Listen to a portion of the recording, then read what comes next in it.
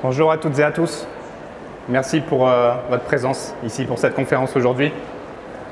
Bon, il y a tant à dire sur ce sujet, mais malheureusement ici on n'a donc une cinquantaine de minutes. Alors je vais être bref et direct. Je vais essayer de laisser une dizaine de minutes à la fin pour d'éventuelles questions, parce que je sais à quel point c'est frustrant de pouvoir le faire quand on en a dans des conférences. Si on manque de temps, je répondrai évidemment à toutes les questions après la conférence. Je vais être franc et sincère avec vous, parce que si vous êtes là, c'est que vous voulez aider les animaux, je suppose. Donc vous méritez cette honnêteté.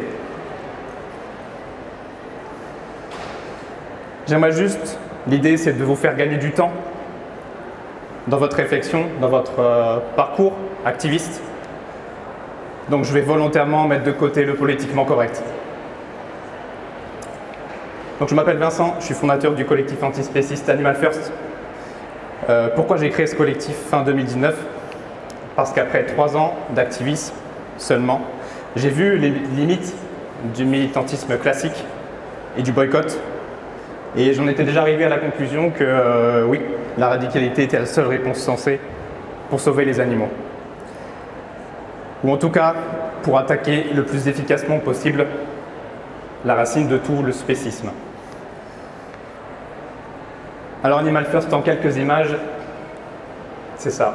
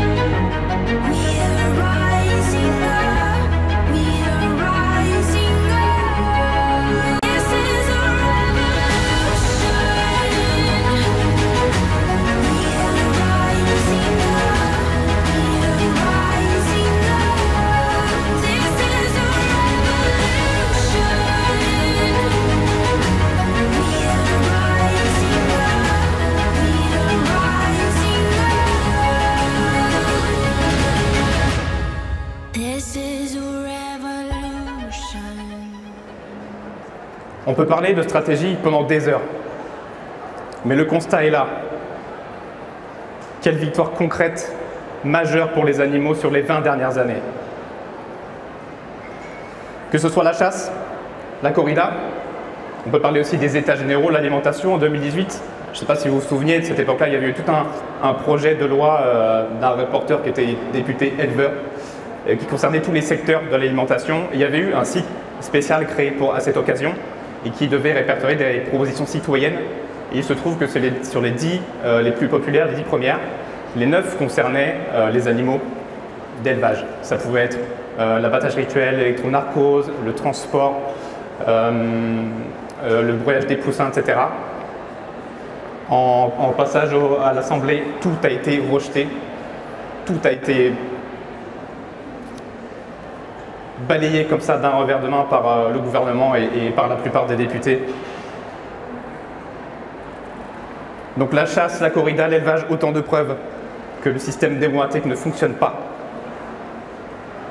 Et de toute façon, c'est jamais le problème de fond qui est attaqué. On va commencer par le début. Radical, ça veut dire quoi exactement? Avant que ça devienne presque une insulte. Radical, ça vient du latin radix, qui veut dire racine dans l'étymologie. Et la définition qui nous intéresse est celle-ci, qui vise à agir sur la cause profonde des effets qu'on veut modifier. C'est juste ça, radical.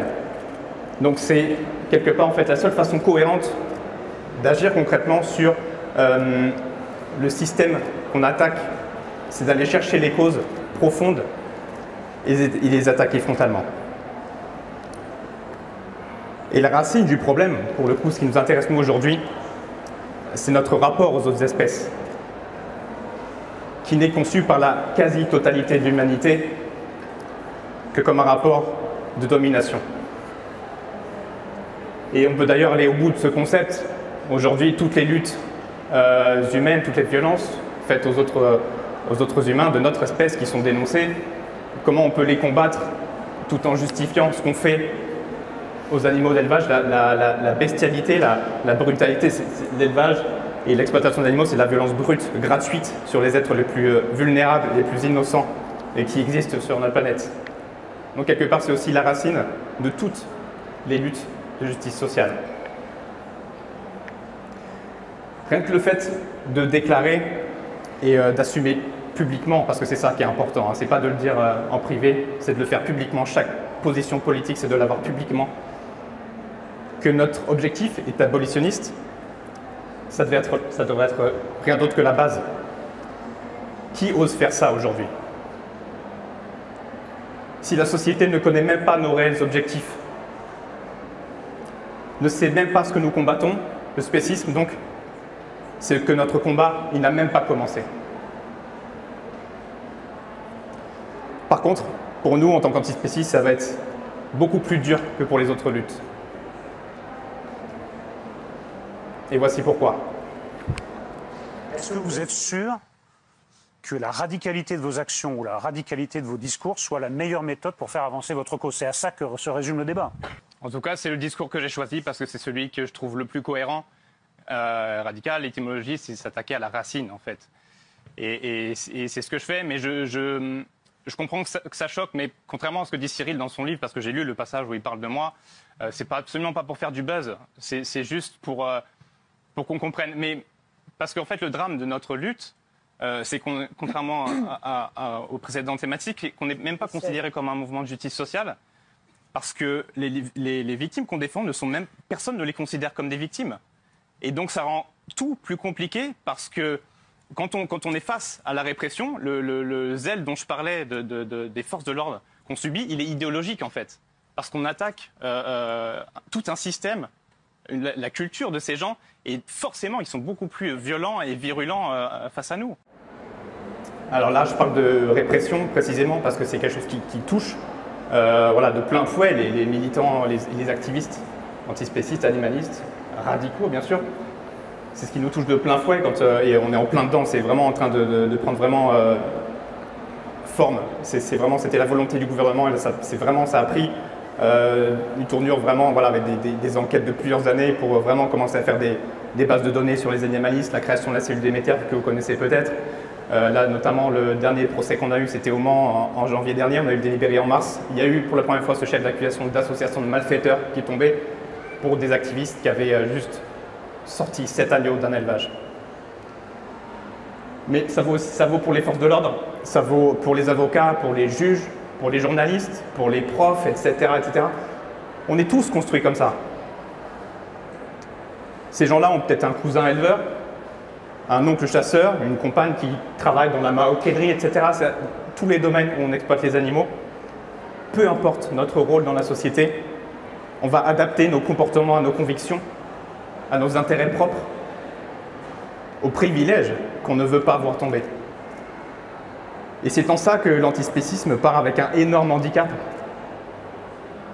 Car non seulement énormément de gens en vivent, factuellement, professionnellement, mais personne n'a intérêt à ce que nous gagnions, nous animalistes. Car cela aura des conséquences directes sur leur vie. Alors j'entends souvent, oui, mais tu comprends, la société, elle n'est pas prête. Et nous, abolitionnistes, est-ce qu'on le sommes-nous? Est-ce qu'on est prêt à l'assumer? Si personne n'est capable de verbaliser nos ambitions d'antispécistes, abolitionnistes, de développer, de l'assumer, alors oui, en effet, la société ne risque pas d'y être prête non plus. Le seul risque, entre guillemets, d'un discours ou d'actes radicaux, c'est qu'ils soient reconnus comme tels, et donc là je l'emploie avec une connotation négative, celle que ça a par rapport à l'opinion publique, c'est qu'ils permettent de faire bouger la fenêtre d'Overton, c'est-à-dire de rendre plus acceptable aux yeux de l'opinion publique les actes ou discours des animalistes plus modérés. Qui connaît ce concept, fenêtre d'Overton, juste par curiosité? Donc vous voyez là, on a en fait toutes les idées qu'on amène dans le débat public. En bas, c'est ce qu'en pense l'opinion publique. Et donc, il faut l'imaginer un peu comme des wagons. Et si vous voulez, si une idée radicale, elle est ici, il faut imaginer que devant, vous avez des idées plus modérées, plus consensuelles. Et donc forcément, si on arrive à faire accepter des idées et des comportements, des actes radicaux, on va déplacer tout le bloc plus modéré avant et on va rendre ces idées plus populaires jusqu'à ce qu'elles deviennent la règle commune dans une société, une civilisation. Donc nous, les radicaux, je vous dis, on s'en fout un peu de l'opinion publique. Mais en tout cas, ça conforte l'idée que les modérés font une grave erreur en marginalisant et en condamnant eux-mêmes les animalistes plus radicaux qu'eux. Ça, pour le coup, faire ça, c'est réellement contre-productif pour leurs propres objectifs.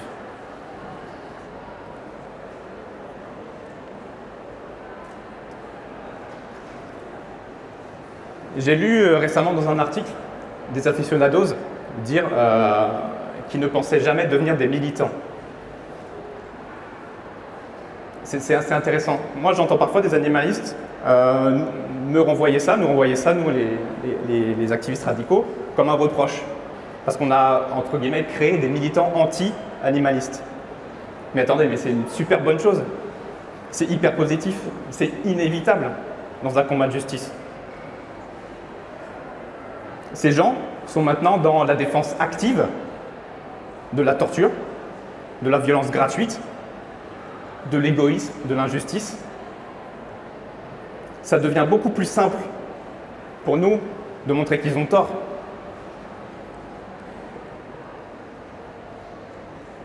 Le rapport de force entre nous et les gens qui défendent le spécisme, qui sont du coup de fait contre les animaux qu'on défend, il est inévitable.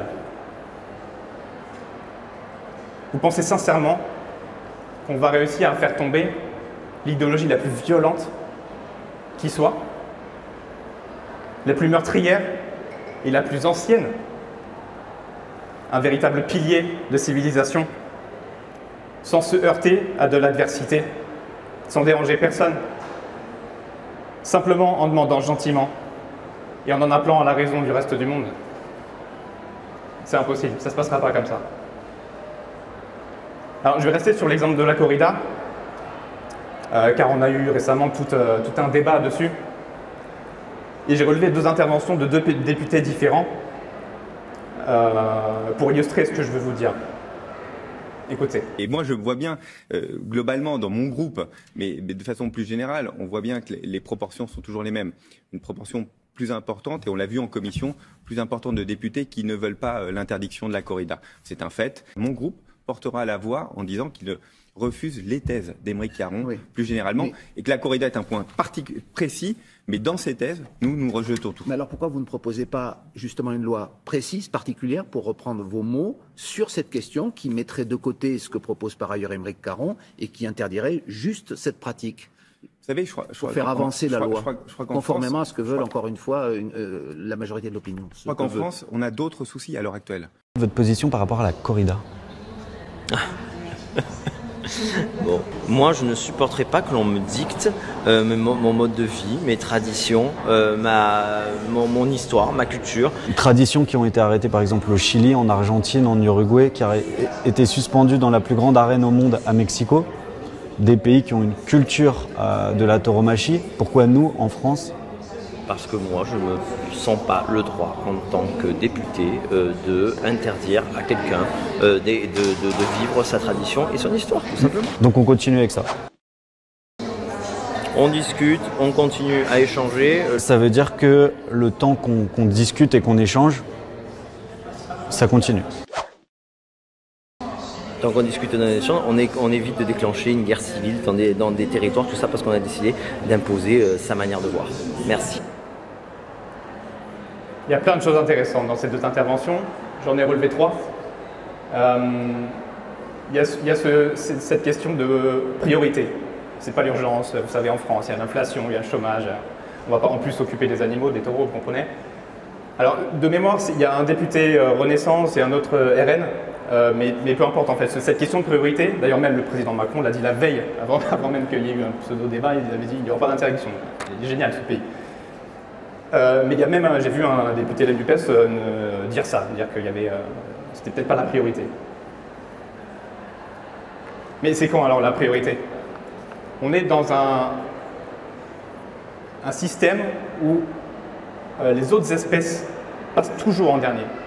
Il n'y aura jamais de priorité pour eux en fait. Il y aura toujours quelque chose, une considération humaine qui passera avant. Donc ça ne tient pas. Il y a cet exemple de l'Argentine qui est un pays qui est en crise depuis 20 ans, 45 milliards de dettes, 80% d'inflation. En 2014, donc c'est pas hier, c'est il y a 8 ans, ils ont reconnu un orang-outan le statut de personne non humaine. Ils n'avaient pas d'autres priorités eux? Deuxième point, il y a ce que dit ce député. Vous avez entendu, il a dit je veux éviter une guerre civile. Ça veut dire quoi? Ça veut dire que si on abolit la corrida demain, il y a une guerre civile avec la poignée d'aficionados là, de bouseux qu'il y a dans le sud de la France. Ils vont faire quoi? Ça veut dire surtout qu'ils ont plus peur des aficionados, des chasseurs, des éleveurs que des animalistes. Je suis désolé, mais personne n'a peur de nous. Et ça, c'est vraiment révélateur. Le jour où on aura une force de pression beaucoup plus importante, peut-être qu'on devrait avoir la priorité. Je vous rappelle quand même, quand dans un passé pas si lointain, la seule chose petite qui a obtenu les Gilets jaunes, c'était quand? C'est quand ils ont commencé à faire cramer les Champs-Élysées et arriver aux portes de l'Élysée. Et enfin, le dernier point, c'est pareil, c'est ce député qui dit ouais, on discute, on échange. Le journaliste nous demande des images d'horreur, de torture légale, érigée en spectacle. On discute, on échange. Et pendant ce temps, ça continue. Et ça, c'est typiquement une stratégie des lobbyistes, des gouvernants, de tous ceux qui ont ce pouvoir de décision. Dire bon là, on est là, on discute, on a du débat, c'est bien, ça fait avancer les choses. Ça fait avancer quoi pour les victimes? Rien, zéro. Elles continuent de crever en se noyant dans leur sang. C'est important de décrypter ça. Jusqu'à maintenant, les abolitionnistes radicaux sont dans l'ensemble au pire marginalisés, ridiculisés et au mieux simplement ignorés. Je vais vous donner mon analyse du pourquoi.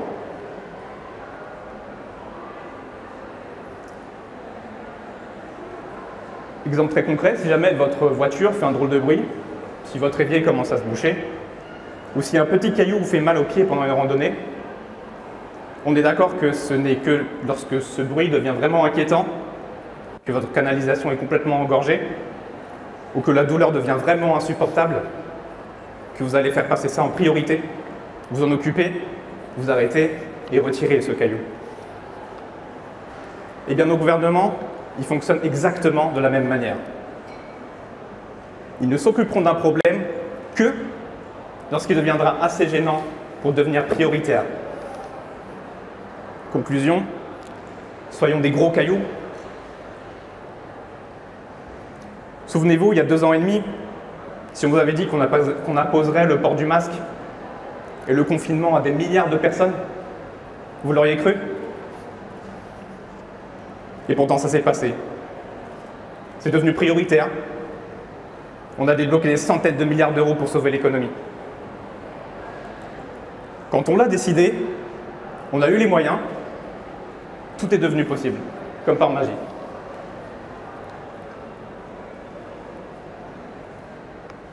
Le vote ne suffit pas, on l'a vu.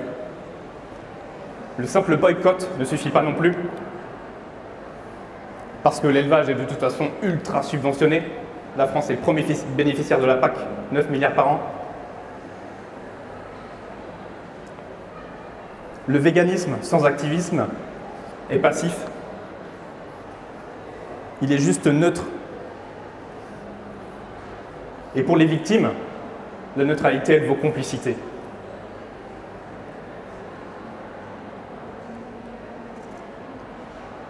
Se dire, j'ai vu, je sais ce qui se passe, j'ai arrêté de les manger, j'ai fait ma part, c'est une très grave erreur. Cette image, vous la connaissez sûrement sous une autre forme, mais on la voit sur des t-shirts, sur plein de plateformes véganes, etc. Vous êtes vegan, vous sauvez la vie de 10 animaux par semaine, etc. etc. C'est n'importe quoi. Les animaux, ils finissent là.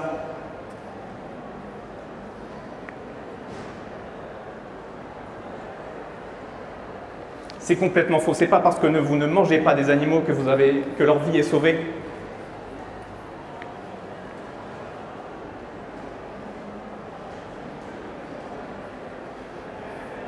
Les animaux, en réalité, qu'ils soient vendus, qu'ils passent par l'abattoir ou pas, qu'ils soient achetés, consommés, ils meurent. Et ceux-là ne sont même pas dans les statistiques. Ça, c'est des poubelles d'élevage, c'est avant même qu'ils passent à l'abattoir. Donc, ils ne sont pas là parce qu'on ne les a pas achetés, mais parce que l'élevage fonctionne comme ça. Parce que c'est la mort.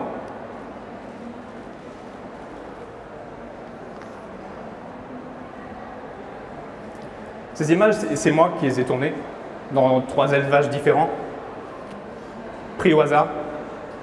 Mais je peux vous dire que c'est comme ça partout. Tous les élevages, n'importe quelle taille, n'importe quelle espèce, n'importe quel label complètement hypocrite qu'on a collé dessus. Les poubelles sont remplies à ras-bord de cadavres.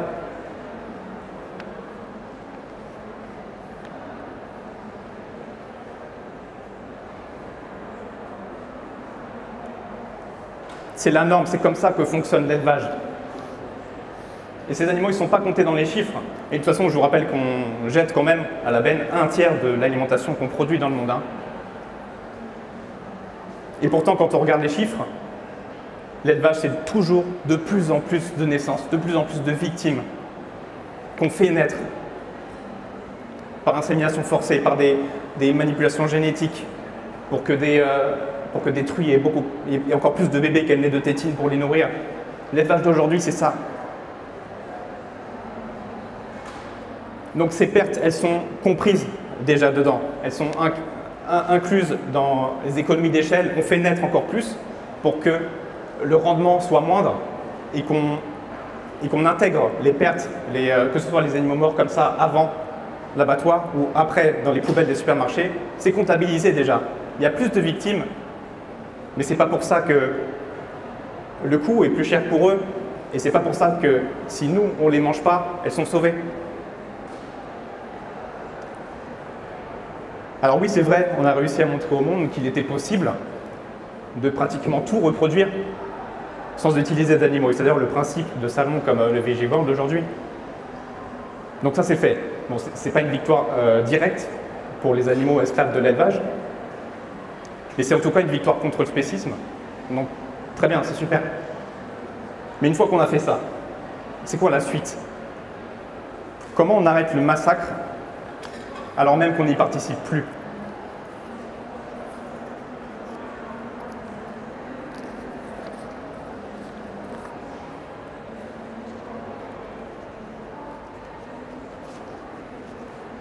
Martin Luther King, Nelson Mandela, Oksana Shachko, cofondatrice des Femen, Emmeline Pankhurst, héroïne des suffragettes.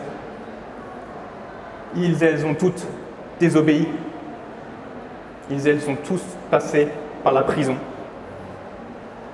parce qu'ils dérangeaient. Qui aujourd'hui oserait leur reprocher? C'est une totale hérésie que de penser que le mouvement animaliste ne passera pas par cette étape pour obtenir de grandes victoires. Alors ça veut pas dire bien sûr que la prison doit devenir un objectif en soi, évidemment. Autant l'éviter le plus possible. L'histoire nous dit juste que c'est malheureusement inévitable pour faire bouger une société. Alors on nous pose aussi souvent le critère de l'efficacité. Sauf qu'aujourd'hui, personne, ni moi, ni vous, ni personne d'autre, n'est capable d'affirmer ce qui est efficace aujourd'hui pour les animaux, concrètement. Dans la lutte animaliste, qu'est-ce qui marche? Qui peut oser dire « moi je sais » Est-ce qu'on sait si les vidéos de sensibilisation ça marche? Est-ce qu'un parti politique animaliste, est-ce que ça marche? Est-ce que brûler un abattoir, ça marche? C'est juste impossible à dire. Et surtout, les objectifs ne sont pas du tout les mêmes. Alors, je ne suis pas dans une radicalité dogmatique, c'est important de le comprendre. Ça ne veut pas dire que ponctuellement, je ne peux pas utiliser des méthodes plus classiques avec le collectif Animal First. Comme par exemple la campagne Freddy MBR Beagles à Ghana, c'est un élevage de chiens Beagle pour l'expérimentation animale. Il fournit entre autres les chiens du Téléthon. Par contre, ces rassemblements, je tenais à ne pas les déclarer en préfecture, parce que c'est encore un autre piège de l'obéissance. C'est-à-dire que quand vous faites ça, tout le monde est prévenu. C'est prévenu du lieu où vous êtes, de l'heure et de combien vous serez. Et par conséquent, le dérangement occasionné sur la cible, il sera considérablement réduit. Et qu'en plus, la police aura en plus toutes les infos si elle veut sanctionner les animalistes, pour quelque raison que ce soit, hein, même des raisons inventées. Et notre but, c'est précisément de déranger tout ça, toutes ces firmes, toute cette société et le système spéciste en général. En revanche, cette photo, elle vient de l'élevage de Green Hill, qui est aussi un élevage de la marque Marshall Bioresources en Italie. Celui-ci, il a fermé il y a des années parce que des activistes ont coupé les clôtures et sorti des chiots en profitant d'une manifestation de milliers de personnes devant l'entrée de l'élevage. Donc, à l'inverse, il ne faut pas tomber dans une non-violence dogmatique. Les deux méthodes, elles ont leur rôle. Mais moi, mon but, c'est juste de rééquilibrer la balance des forces. Les vidéos L214, elles créent des indignés. Moi, les indignés, je veux les rendre actifs. On n'est pas assez révolté en tant qu'animaliste. Sinon, il y aurait bien plus d'initiatives. Combien d'images, combien d'enquêtes encore on va supporter avant de passer à l'action et de dire stop, ça suffit quoi.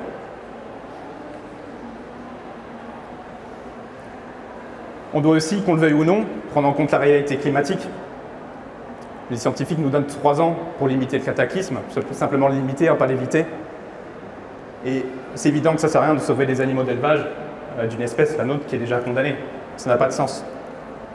D'autant plus que l'élevage est le levier le plus efficace pour éviter cela.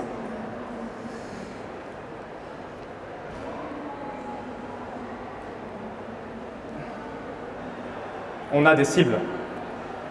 On les connaît. Les acteurs de l'animalicide, ceux qui décident concrètement du sort des animaux et des prochaines générations qui vont vivre, qu'on va faire naître.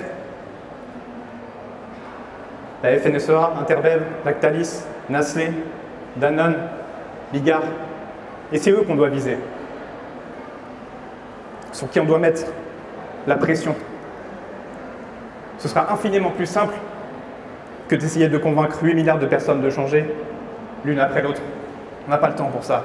On n'a ni le temps ni les moyens.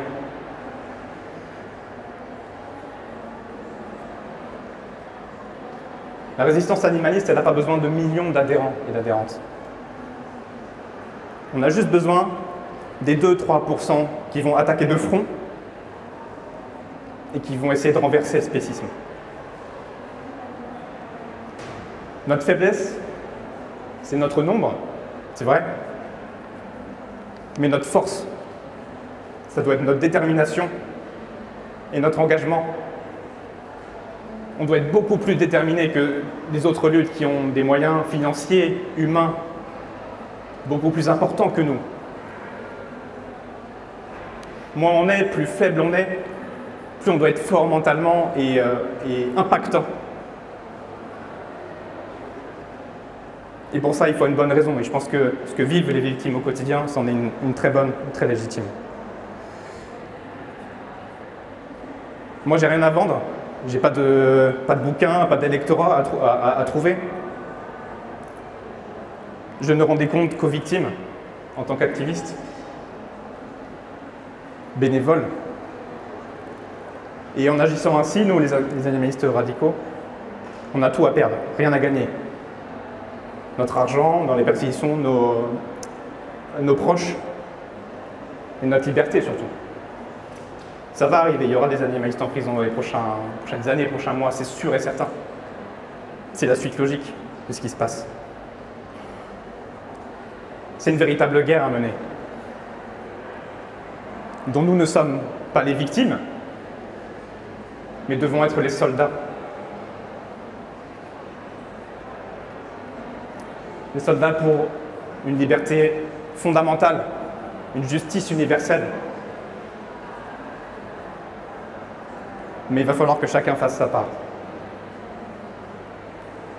Mon discours est radical au même titre que mes actions, car je veux bousculer le statu quo.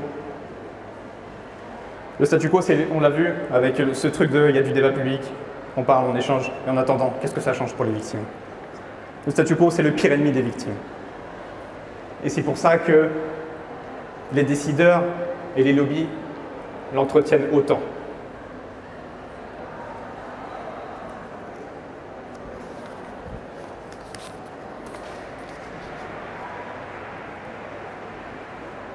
Et même dans une perspective qui reste de l'ordre de la communication, de la sensibilisation, je suis intimement convaincu que si on veut faire comprendre l'urgence et la gravité, la monstruosité de ce qu'on fait subir aux animaux, il faut avoir l'attitude et le discours qui est en cohérence avec, évidemment. C'est-à-dire l'inverse de discipliner et mesurer. Être rationnel et factuel, c'est pas culpabiliser les gens, non. C'est juste être le plus fidèle à la réalité. Et on leur doit ça.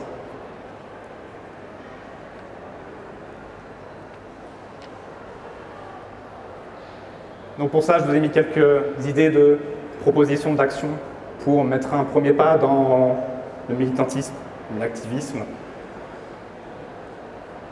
Organiser des disrupts de lieux ou d'événements spécistes. Les disrupts, c'est aller dans des endroits, des salons, des restaurants particulièrement spécistes et briser le statu quo. La paix négative, comme le dit Martin Luther King, cette paix où on ne s'occupe jamais vraiment des victimes, tant que tout le monde n'est pas impacté, tout le monde va bien. On n'a pas besoin d'être beaucoup pour faire ça, une petite poignée de militantes, des pancartes, un petit discours préparé, un petit haut-parleur, pas forcément un mégaphone, parler fort, dans des petits lieux, ça peut marcher.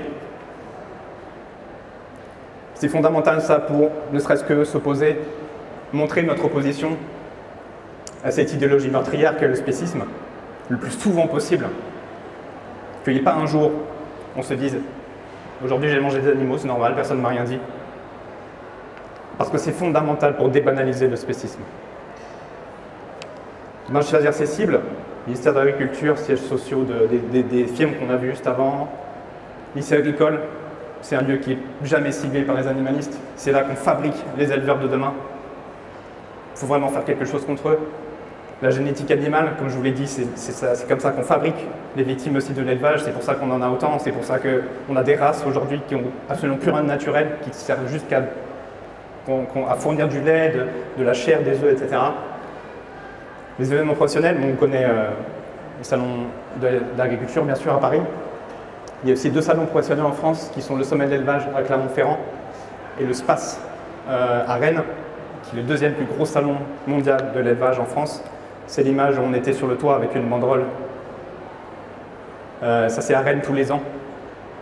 Il est moins connu, c'est un salon professionnel. Il n'y a que des éleveurs là-bas. Et on montre ce qu'on ne voit pas au sein de l'agriculture. Ça c'est connu, mais des petits salons, des petites foires aux bestiaux comme ça, il y en a partout, dans toutes les villes. Il faut juste se renseigner avant, connaître la date et organiser quelque chose. Décollage animaliste avec messages radicaux, il y en a eu quelques-uns dans les photos du montage que j'ai mis. C'est sur le même principe que l'écollage contre les féminicides. Là, ça participe à dissuader, mais l'espace public, on colle des messages animalistes pour s'imposer dans l'espace et dans le débat public. Communiquer plus sur le spécisme, antispécisme et moins sur le véganisme, pour ces raisons, pour que ça participe à politiser vraiment la lutte animaliste. On manque cruellement de politisation, c'est pour ça que les autres mouvements de justice sociale ne nous reconnaissent pas comme tels. Et ça fonctionne pour le coup, pour le faire depuis des années avec des journalistes. Je ne parle jamais de véganisme, je ne me revendique jamais vegan, et ils ne l'utilisent pas. Ils parlent d'animalistes, d'antispécistes dans leurs articles, donc ça fonctionne. Confronter les autres mouvements de justice sociale à leur propre spécisme, j'en parlais. S'il y a bien un endroit où il y a un terreau fertile pour recruter, c'est les gens qui ont déjà compris qu'il y avait un problème dans nos sociétés, sur le sexe, sur la couleur de peau, etc., sur plein de discriminations, et leur faire comprendre que c'est pas très cohérent de combattre ça au quotidien s'ils mangent des victimes tous les jours en niant complètement leur liberté et leurs droits fondamentaux. Se former à la désobéissance et à la répression, c'est fondamental parce qu'on va passer par là. Il y a plein de choses à savoir avant, pour vous faire gagner du temps, pour faire éviter les pièges dans lesquels nous on est tombés. Pourquoi aujourd'hui on est quasiment immobilisé parce que sous le sursis, parce que quand on a déjà des condamnations pour vol, pour dégradation, quand on sort des animaux, le refaire, c'est un risque potentiellement d'aller en prison au prochain procès. Et du coup, médiatiser les procès. Le système fait qu'ils veulent criminaliser les animalistes, c'est fait. On est de fait des malfaiteurs pour eux. Il faut le retourner contre eux. Médiatiser les procès animalistes, soutenez les activistes, peu importe d'où qu'ils viennent, qui ont affaire avec la justice de notre pays, pour démonter tout ça, pour les mettre face à leur propre incohérence. Pourquoi les animaux sont dans le code civil considérés comme des êtres sentients depuis 2015 et pourtant on les traite comme des meubles. 2 procureurs de la République en procès m'ont dit cette phrase, mot pour mot, tout ce qui n'est pas humain est une chose. Parce qu'on n'était pas d'accord, on combattait cette idée qu'on ne peut pas nous condamner pour vol parce qu'on a sauvé des vies. Non, procureur, donc le représentant de l'État dans des procès vous dit non, tout ce qui n'est pas humain est une chose. Donc ça on l'a fait, donc les images que j'ai mises dans le montage au début, il y avait le procès du Mans où il y avait Christiane Lambert, présidente de la FNSEA, qui s'est déplacée. C'est pas pour rien, elle ne le fait pas tous les procès. Si elle vient, c'est qu'elle sent vraiment qu'il y a une menace, il y a quelque chose à faire. C'est à ce procès qu'on a été condamné pour association de malfaiteurs. Et il y a eu le procès à Toulouse aussi, où on a ciblé l'INRA. Vous voyez ce qu'on peut en faire un petit peu. Ils veulent nous traîner en justice. Ils veulent dire que les bourreaux et tortionnaires d'animaux sont des victimes et nous, on est des coupables. Il faut renverser ça. On prévient nous, tous les journalistes, on y va devant et on dit pourquoi on a fait ça. et pourquoi c'est un problème dans la société de traiter les animaux comme ça.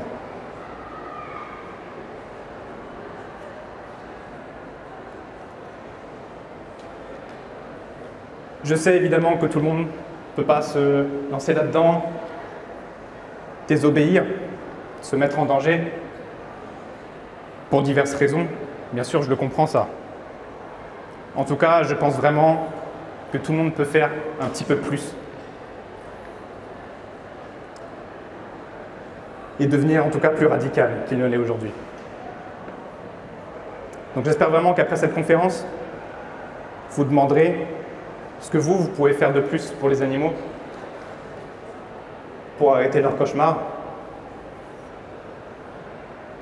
parce que personne d'autre le fera à votre place, et qu'ils ont désespérément besoin de nous. Ça en vaut la peine.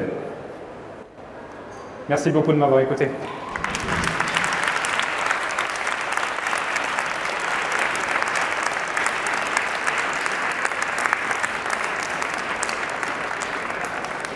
S'il y a des questions, je les prends avec plaisir. Je précise juste que j'ai laissé ici des petites cartes avec les réseaux sociaux d'Animal First et des autocollants gratuits s'il y a des gens que ça intéresse. Bonjour Vincent. Alors, j'ai une petite question parce qu'on parle beaucoup de radicalité et j'entends. Ce que je me demandais, c'est comment qualifier une action radicale. Est-ce qu'on qualifie une action par rapport à ses objectifs, si ses objectifs sont radicaux, ou par rapport à son mode opératoire? Non, parce que les objectifs, ils ne sont pas forcément radicaux. Ils peuvent être juste, comme je vous l'ai dit, de bousculer le statu quo, l'ordre établi, et le spécisme quotidien est banalisé.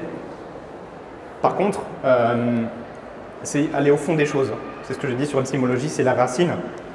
Et donc c'est voilà, parler d'antispécisme, de spécisme, d'abolitionnisme, chaque fois qu'on le peut, dans les médias ou même pas forcément.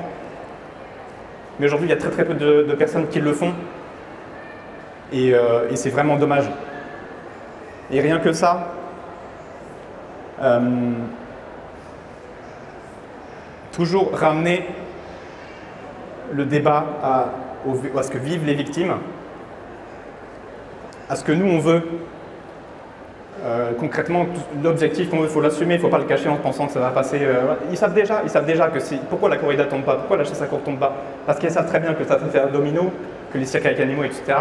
Que là, après, ils le disent eux-mêmes, ils le disent Dupond-Moretti, ils disent et après ça sera quoi? Le foie gras, le gigot? Mais oui, mais c'est ça, mais bah, d'accord, on fonce, on l'assume, et maintenant c'est su et on parle vraiment concrètement. Et c'est aussi de ne pas condamner, du coup, quand on est plus modéré, de ne pas condamner le discours radical, parce que comme j'espère montrer du mieux possible, ça pour le coup c'est vraiment contre-productif par rapport à une stratégie globale de faire avancer le mouvement avec une locomotive plus radicale. Il y a un micro du coup, ouais. Pour moi, le constat il est super bien et je te le remercie de poser. On est en guerre contre le spécisme. Il y aura des emprisonnements, c'est inévitable. Je pense même qu'il y aura des morts. Je suis d'accord. Maintenant, pour moi, est-ce qu'on n'est pas un peu trop tôt? C'est-à-dire que tu as dit qu'il fallait être 2-3% pour essayer de faire la bascule. On n'est même pas 0,3% de vegan. Est-ce qu'il ne faut pas aller peut-être pas trop vite pour pas créer trop de gens qui ne voudront pas se rallier à nous ou même de réfractaires opposés et attendre un peu qu'on soit suffisamment pour le point de bascule? Parce que moi, j'ai l'impression qu'on n'est même pas la Corse qui allons attaquer la France, c'est la Corse qui voudrait attaquer le monde avec des arbalètes et on va se faire défoncer encore. Je ne peux pas aller dans ce discours-là, c'est aussi ça le côté radical. Je ne peux pas dire bah oui, on va prendre le temps parce que les victimes ne l'ont pas, parce qu'elles crèvent tous les jours la gueule dans une bouillie qu'on leur sert pour les engraisser et le cul dans leur merde. Je ne peux pas avoir ce discours-là. Et comme je l'ai dit, en fait, il y a aussi des enjeux climatiques notamment qui fait que ça ne sert à rien. En fait, aujourd'hui, c'est absolument plus sensé, et je ne suis pas le seul à le dire, il y a aussi des écolos, etc. Ça n'a plus aucun sens de ne pas être radical par rapport au chrono climatique, par rapport aux enjeux, par rapport à... Ça devrait être la norme, en fait, d'être radical. Et moi, je pense qu'on est assez nombreux. Je ne sais pas si vous savez combien de personnes étaient dans la résistance au moment de l'occupation nazie. Selon les chiffres, c'est à peu près 2% de la population. Je pense qu'avec le nombre qu'on est à l'heure actuelle, si vraiment on s'en donne les moyens et qu'on va au bout des choses et qu'on arrive à convaincre que... Enfin voilà, je sais pas, il n'y a pas de meilleur moment pour vous dire que tout le reste ça va marcher, quoi. On le voit tous les jours. Je pense qu'on est assez nombreux aujourd'hui pour faire en tout cas bien plus qu'on fait aujourd'hui et faire beaucoup plus de mal au spécisme.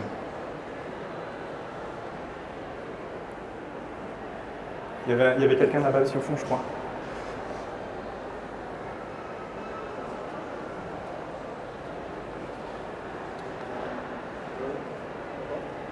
Non. Ça marche? Ouais. Ok. Ouais, en fait, moi j'entends beaucoup le discours que tu tiens et en fait, théoriquement, on peut croire que ça a du sens, mais je trouve qu'il y a beaucoup de sophisme en fait, beaucoup de raccourcis et je trouve que c'est pas trop étayé par la réalité en fait de ce qui se passe. Par exemple, quand tu fais une comparaison avec la résistance, enfin, on n'est pas sur les mêmes sujets, enfin, même toi tu le dirais, c'est des humains et des humaines. C'était un endroit qui a été occupé par des gens étrangers et étrangères, enfin, c'est complètement différent. Et en fait là, on est sur un sujet qui est beaucoup plus complexe et je pense qu'il faut aussi prendre ça en considération. Et il n'y a pas de... Enfin, j'ai l'impression qu'en fait tu te bases pas trop sur des trucs qui t'ont permis de créer une stratégie par rapport à des... je sais pas, par rapport à des écrits, à des études ou des choses comme ça. Je sais pas si tu as pu lire des livres sur la stratégie ou quoi, et si tu l'as fait, bah, c'est trop cool. Et j'aimerais bien que tu puisses dire à d'autres gens aussi, enfin, d'en lire quoi. Mais là en fait j'ai l'impression qu'il y a beaucoup d'énervement, de colère, et je le ressens, et je le ressens aussi en moi, j'ai envie que ça aille plus vite. Mais voilà, il y a un truc qui fait que on est dans une réalité et il y a... Enfin voilà, il faut aussi être stratégique, et quand j'entends qu'il faut être radical pour être radical, et qu'il faut dire la vérité à qui veut l'entendre, et qu'il n'y a pas à se retenir, en fait il y a des conséquences derrière, et les conséquences ne sont pas les mêmes si tu es stratégique ou si tu l'es pas. Et pour les victimes c'est pareil, et du coup voilà, j'ai l'impression que plus on arrivera vers un truc comme se dire qu'on veut des petites étapes, mais qu'au moins à chaque étape en fait il y a des conséquences réelles, bah, ça nous permettra d'avoir au moins ça pour les victimes, même si on gagnera peut-être pas tout, parce qu'il ne faut pas non plus partir du principe qu'on gagnera tout. Mais voilà, on gagnera au moins ça, parce que si on s'agite, comme ce que j'ai l'impression que tu es en train de dire, les propositions d'action, là, j'ai l'impression que c'est de l'agitation, et que derrière, en fait, il n'y a pas de conséquences réelles pour les victimes, et dans 10 ans, tu seras encore là à nous dire, en fait, il n'y a pas de conséquences réelles pour les victimes, on n'a rien gagné, et c'est parce que, en fait, ça peut rien donner, quoi. Enfin, voilà. C'est pas de l'agitation, c'est attaquer le problème de fond. Et ça, c'est fondamental, et en fait, personne ne le fait. Et tout ce qui se passe aujourd'hui à l'Assemblée nationale, c'est pas de l'agitation. Je ne comprends pas ce qu'il peut y avoir comme conséquences négatives à ça par rapport à la situation dans laquelle on est aujourd'hui. Je pensais être assez clair dans la construction de l'exposé que j'avais fait sur le fait qu'il y a ce constat, que c'est sûrement le même, qui est voilà, ça n'a pas marché. Qui aujourd'hui peut dire ces actions, l'activisme plus radical, provoquent des choses qui vont retarder ce qu'on veut? Je crois pas. C'est pas la colère, effectivement je l'ai, et je la condamnerai jamais en fait. Je veux la garder, c'est ça qui me fait avancer, sinon on s'écroule tous je pense. Et j'aimerais que plus de gens soient en colère, pas pour faire n'importe quoi évidemment. Je pense, sans avoir peut-être tout lu de ce qui se faisait, et encore une fois, toutes des études, des analyses stratégiques, ça valait pour un temps donné, une époque donnée, une cause donnée. Et aujourd'hui, on ne peut pas le faire pour l'animalisme parce qu'on n'a pas le recul pour le faire. Et en même temps, on n'a pas le temps en aval pour se dire je peux avoir une stratégie sur 50, 100, 200, 250 ans. C'est pas possible, quoi. On peut pas. Je comprends. Je pensais que mon exposé était plus clair que ça parce que c'est dommage que tu aies t'en ai conclu ça. C'est pas s'énerver pour s'énerver et dire la vérité pour dire la vérité. C'est juste que je pense vraiment que c'est ça qui va participer à politiser la lutte animaliste et au moins avancer sur voilà, quels sont nos projets, nos ambitions et qu'est-ce qu'on veut pour changer cette société, quoi. Et moi, je pense que tout le reste, tout ce qui se passe, c'est tellement ridiculisé par nos dirigeants actuels que ça, c'est vraiment de l'agitation, quoi. Tous ces pseudo-débats sur des trucs qui sont du Moyen-Âge, comme la corrida, comme la chasse à courre. Oui, j'en ai marre que ça soit encore le cas. J'en ai marre que personne n'arrive à faire tomber. Et voilà, donc je propose ça, d'attaquer à la racine, et on verra ce que ça donne. Bonjour, j'avais une question. Bonjour. Justement en écho à ce que je ne sais pas si on m'entend, je ne suis pas tout à fait d'accord avec ce que disait le monsieur, parce que même si on compare parfois avec des luttes qui sont effectivement pas des luttes pour les animaux, à un moment donné, si on veut que les choses avancent, il va falloir que ce soit justement radical. Mais radical ne veut pas forcément dire quelque chose de négatif. Et au contraire, je trouve que, par exemple, ce que ça m'a évoqué, ce que vous avez montré depuis tout à l'heure, c'est qu'on n'est pas suffisamment nombreux pour aller dans ces actions-là. Si on l'était, comme l'ont été les Gilets jaunes ou d'autres mouvements qui n'ont pourtant rien à voir avec les animaux, mais qui ont fait parler d'eux et qui ont fait avancer les choses, je suis convaincue que ça avancera. Donc je ne suis pas d'accord pour dire qu'il faut faire une étude très approfondie. Déjà, le fait que vous preniez le temps de faire cette présentation, pour même des gens qui ne sont pas comme nous, animalistes, antispécistes, je trouve que c'est déjà, ça éveille les consciences, parce que, bah oui, forcément, la rage, on l'a par rapport à ce qui se passe. Ceux qui ne l'ont pas, c'est ceux qui ne sont pas au courant de ce qui se passe. À un moment donné, il faut juste appeler un chat, je suis désolée. Et je vais aller un petit peu plus loin, c'est que j'ai l'impression qu'en France, pourquoi ça avance pas? Je prends l'exemple de ce qui se fait ailleurs, DXE par exemple, Direct Action Everywhere, qui a créé récemment une antenne en France. Eux, ils font carrément des marches, mais ils sont des centaines et des centaines aux États-Unis, au Canada, et ça a un impact de fou. Ce qui manque aujourd'hui en France, c'est ça, c'est plus des longs débats. Les débats, ils sont bien pour présenter aux gens qui ne connaissent pas le mouvement antispéciste. Mais à un moment donné, si on veut que les choses changent, bah, faudra faire ça, parce que tout le monde n'est pas prêt à aller dans un abattoir ou un élevage pour sortir des animaux, on est trop peu nombreux pour ça. Mais par contre, amplifier le mouvement et de façon radicale, voilà, c'était plus en écho à ce que disait l'autre personne. Je trouve qu'on n'a plus le temps en fait d'attendre de faire des analyses de marché ou autre pour savoir ce qui est plus parlant. Ouais, enfin, c'est un peu caricaturé, désolé, mais vous comprenez l'idée. Non, mais Direct Action Everywhere, très bon exemple. Ils ont eu aussi il y a quelques semaines un procès pareil pour la sortie de petits cochons d'un élevage, et ils ont été relaxés. Et il y avait leur procès, et en même temps il y avait tous les jours, le procès a duré une semaine à peu près, il y avait tous les jours des gens, des rassemblements devant le tribunal, dans toute la rue, dans toute la ville, pardon, pour dire il se passe là quelque chose d'important pour notre société, dans ce tribunal, etc. Il y avait des gens qui appelaient le tribunal tous les jours, qui appellent les commissariats à chaque fois, qui font des... Parce qu'en plus c'était ces petits cochons, ils avaient envoyé le FBI à la recherche de tous les refuges de la région, leur prendre des petits morceaux d'oreille pour récupérer l'ADN, pour savoir s'ils venaient vraiment de cet élevage. Les États mondiaux en font vraiment, eux pour le coup, des outils politiques contre nous, alors qu'ils nous reprochent l'inverse, ce qui est quand même énorme. Et effectivement, alors eux, ils ont fait ça à l'échelle de Berkeley, c'est une petite ville sur la côte ouest des États-Unis.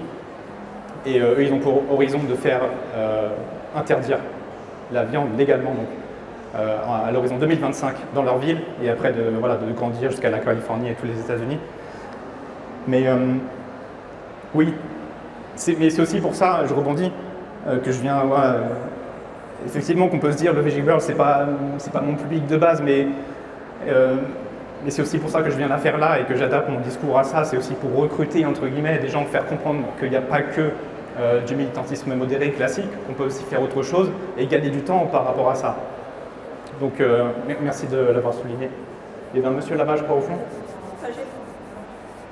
Ah, le micro est là. Oui, bonjour. Bonjour. Alors, la première observation que je voulais faire, c'est que c'est tout à fait intéressant, mais c'est vrai que ça tourne beaucoup, le sujet est tout à fait essentiel, sur les animaux d'élevage, de consommation, les abattoirs. Moi, personnellement, je travaille sur la question de l'expérimentation animale, du remplacement des animaux dans les laboratoires. Et c'est aussi une question, parce que tout à l'heure vous parliez par exemple du ministère de l'Agriculture, moi j'ai surtout affaire au ministère de la Recherche. c'est le même problème.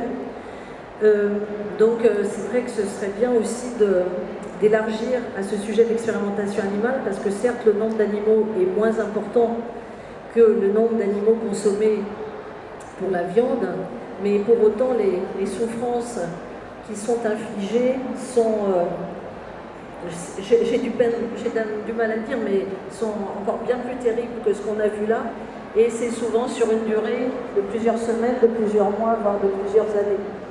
Donc ça c'est le premier point que je voulais signaler. La deuxième chose, et je ne mobiliserai pas plus le micro, c'est concernant ce que vous disiez sur la radicalité des objectifs et la radicalité des actions. Moi, j'ai presque je vois les choses presque sur un prisme inversé par rapport à ce que vous disiez. C'est-à-dire, je pense qu'il faut être radical dans l'objectif, mais parfois, par rapport à des sujets complexes comme celui de l'expérimentation animale, il faut avoir des stratégies. Il y a quelqu'un tout à l'heure qui a employé le mot stratégie, c'est-à-dire des actions qui sont adaptées au contexte.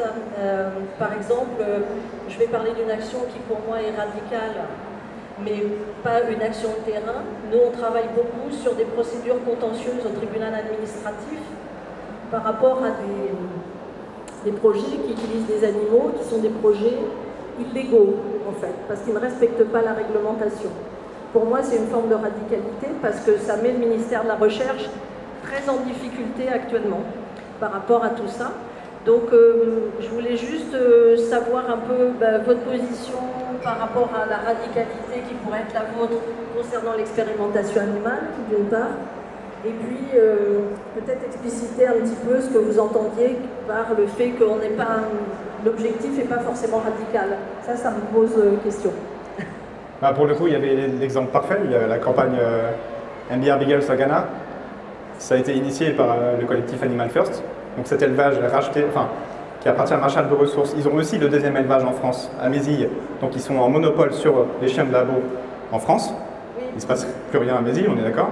Si je peux me permettre juste de vous dire que c'est un vrai problème, ces actions de terrain, parce que le fait malheureusement qu'on ferme un élevage en France, ça veut juste dire qu'on va se procurer les chiens ailleurs, dans des conditions qu'on maîtrise encore moins bien. Donc ça pose question sur l'action radicale, quel est son effet réel sur la situation des animaux en fait.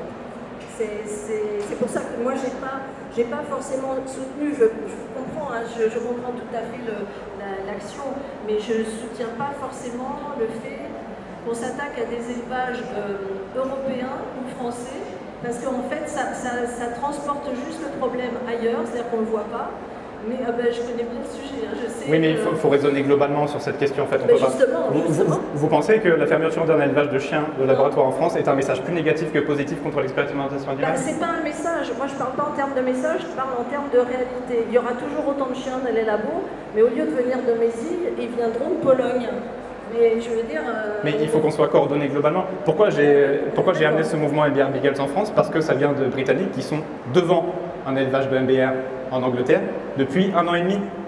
Tous les jours, ils campent, jour et nuit devant. En France, on n'a pas réussi à faire ça. Le nombre d'animaux ne se réduit pas pour l'expérimentation animale pour autant. Non, il augmente. C'est pour ça, quand vous avez dit tout à l'heure, il faut travailler sur le fond, moi je suis tout à fait d'accord avec ça. Mais je pense que la fermeture d'un élevage, malheureusement, ça ne réglera pas le problème. Ouais. Voilà, on commence par où du coup? Mais il y a d'autres actions, hein, mais il n'y a pas de souci. Là aujourd'hui, le Green Hill, l'exemple, aujourd'hui en Italie, il n'y a plus aucun chien pour l'expérimentation animale. Je considère que c'est plutôt quelque chose de positif contre l'expérimentation animale. Il faut regarder les statistiques de l'Union européenne. Vous verrez qu'il y a toujours encore des je peux dire la même chose pour le véganisme alors. On me dit qu'il y a de plus en plus de véganes et il y a moins d'animaux mangés, c'est faux. C'est pas pareil, c'est pas le même. Justement, on ne peut pas appliquer les mêmes recettes. Mais bon, voilà, je veux pas. Mais pour le coup, c'était vraiment un choix stratégique du collectif de viser l'expérimentation animale parce que, faut se l'admettre, les chiens, ça déclenche plus d'empathie que les cochons, les vaches, les poules, etc. C'est une grosse firme américaine qui a le monopole aujourd'hui sur les chiens. Je connais Marshall. Sur les chiens, qui ont même créé leur propre marque, le Beagle Marshall, spécifiquement pour l'expérimentation, c'est-à-dire le gabarit, la docilité, etc. Et donc stratégiquement, c'était aussi ça l'idée. C'est pour déclencher quelque chose. Ça s'est pas passé comme en Angleterre, mais et aussi parce que il y a ce côté génétique et vous dites c'est pas pareil que les animaux qu'on mange. Si, il y a... J'ai pas dit que c'était pas pareil, j'ai dit c'est pas la même stratégie. stratégie. D'accord, mais en tout cas sur place, il y a des mères porteuses, donc on les insémine, on les fait naître, etc. Ils les chiopartent à 4 mois. Donc en tout cas, c'est la même façon de les traiter. Et précisément à Ghana d'ailleurs, il y a des recours, comme vous le disiez, au tribunal administratif de Clermont-Ferrand de la FNE, pour bloquer, avec One Voice d'ailleurs, pour bloquer l'agrandissement de cet élevage qui va agrandir de toute façon, mais il essaie de bloquer. Pour moi, c'est des outils. On a travaillé ensemble, c'est très bien, mais ce n'est pas la finalité. Nous, il faut que les ambitions soient claires. Nous, on voulait que l'élevage ferme et que tous les chiens, les chiennes et les chiots soient libérés. Et ça, si ça arrive... C'est un objectif, mais c'est vrai que... C'est l'objectif, c'est le seul. De la radicalité. Moi, ma radicalité, c'est à un moment donné d'obtenir l'abolition de l'expérimentation animale. Oui, c'est pas le fait, or, le fait malheureusement, je le déplore moi-même, hein, mais de fermer un élevage en France, ça ne changera rien à la situation de l'expérimentation animale et du nombre de chiens qui sont utilisés en France. Il faut bien commencer quelque part.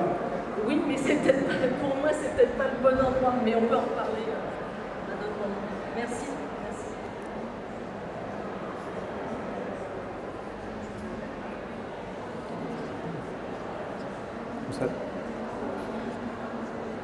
Oui, bonsoir.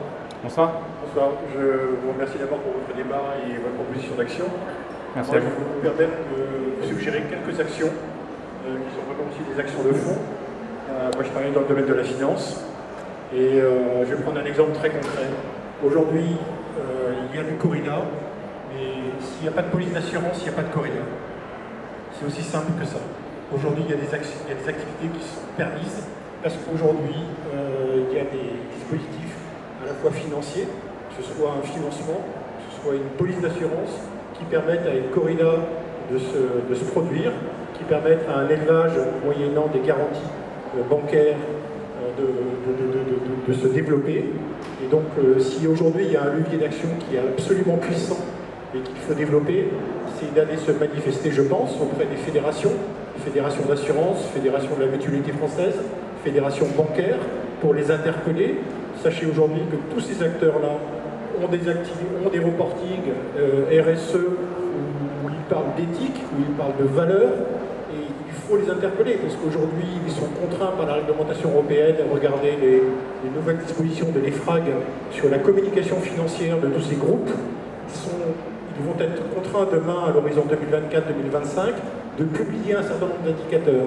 Et je pense qu'au regard effectivement de ces activités industrielles qui aujourd'hui nous interpellent, puisque quelque part ces activités sont absolument cruelles, il faut interpeller nos compagnies d'assurance, il faut interpeller nos banquiers pour leur demander ce qu'ils font concrètement.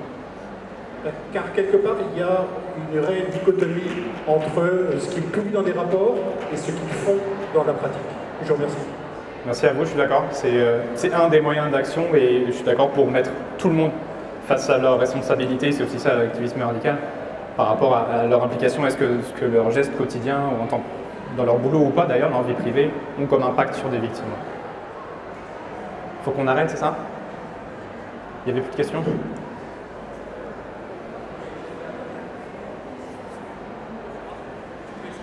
Oui, pas de souci. Ouais. Merci encore une fois à tout le monde d'être resté jusqu'au bout.